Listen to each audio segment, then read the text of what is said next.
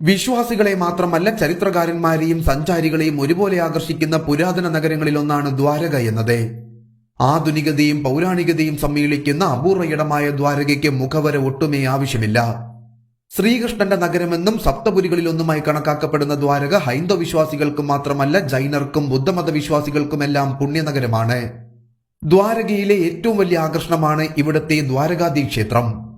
ദ്വാരകാധീശനായി ശ്രീകൃഷ്ണനെ ആരാധിക്കുന്ന ഈ ക്ഷേത്രത്തിന് പ്രത്യേകതകൾ ഒരുപാടുണ്ട്. ശ്രീകൃഷ്ണൻ രാജാവായി ഭരിച്ചിരുന്ന രാജ്യമായാണ് ദ്വാരക അറിയപ്പെടുന്നത്. പുരാണങ്ങളിലും ഇതിഹാസങ്ങളിലും ഏറെ പരാമർശിക്കപ്പെട്ടിട്ടുള്ള ദ്വാരകയ്ക്ക് ചരിത്രത്തിലേക്കും പുരാണത്തിലേക്കും ഒരേ സമയം ആളുകളെ നയിക്കാൻ സാധിക്കും. യുഗങ്ങളുടെ വളർച്ചയും തളർച്ചയും കണ്ട് ഇന്നും ശാന്തമായി ഒഴുകുന്ന ഗോമതി നദിയുടെ തീരത്താണ് ഈ പുണ്യനഗരം സ്ഥിതി ചെയ്യുന്നത്. മധുര വിട്ട് ഇവിടെ എത്തിയ ശ്രീകൃഷ്ണന് വേണ്ടി വിശ്വകർമാവ് സൃഷ്ടിച്ചതാണ് ദ്വാരകയെന്നാണ് പുരാണങ്ങൾ പറയുന്നത്. ദ്വാപര യുഗത്തിലാണ് കൃഷ്ണൻ ദ്വാരക ഭരിച്ചിരുന്നത്. എന്നാൽ അദ്ദേഹം ഇപ്പോഴും ഇവിടെയുണ്ടെന്നും അദ്ദേഹത്തിന്റെ സാന്നിധ്യം അറിയാൻ സാധിക്കുമെന്ന തരത്തിലാണ് വിശ്വാസികൾ ഇവിടെ എത്തുന്നത്. ദ്വാരകാധീശ് എന്നാണ് കൃഷ്ണനെ ഇവിടെ വിശേഷിപ്പിക്കുന്നത് തന്നെ.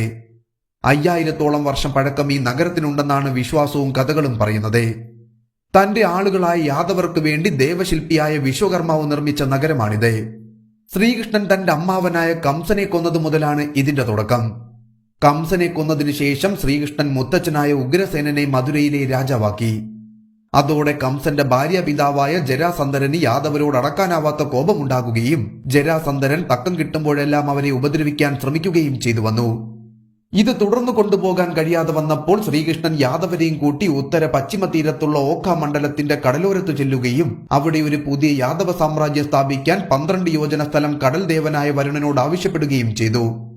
അതനുസരിച്ച് 12 യോജനയിലധികം സമുദ്രം പിന്മാറിക്കൊടുക്കുകയും ഈ സ്ഥലത്ത് ദേവശില്പിയായ വിശ്വകർമാവ് ഒരു രാജ്യവും സുവർണദ്വാരക എന്ന യാദവ തലസ്ഥാനവും നിർമ്മിച്ചുവെന്നാണ് ഐതിഹ്യം.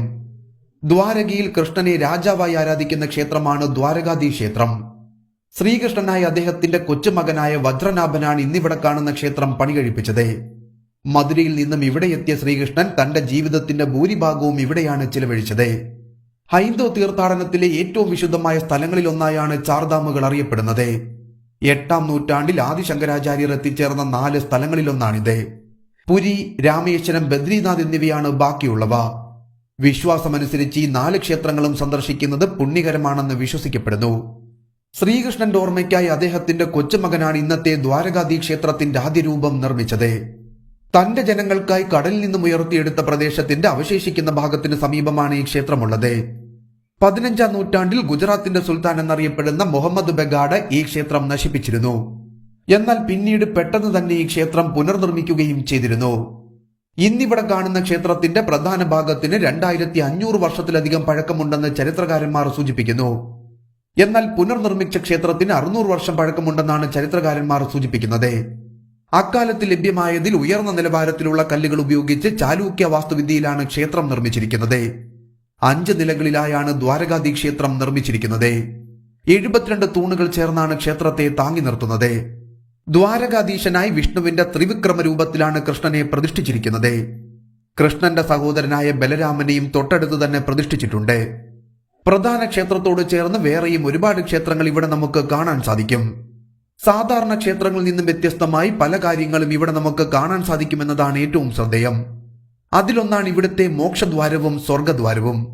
സാധാരണ ക്ഷേത്രങ്ങളിൽ കയറുവാനും ഇറങ്ങാനും ഒരേ കവാടമാണുള്ളത്. എന്നാൽ ഇവിടെ രണ്ടിനും പ്രത്യേക കവാടങ്ങളുണ്ട്. സ്വർഗദ്വാർ അഥവാ സ്വർഗത്തിലേക്കുള്ള കവാടം, മോക്ഷദ്വാർ അഥവാ വിമോചനത്തിലേക്കുള്ള കവാടം എന്നിങ്ങനെ 2 കവാടങ്ങളുണ്ട്.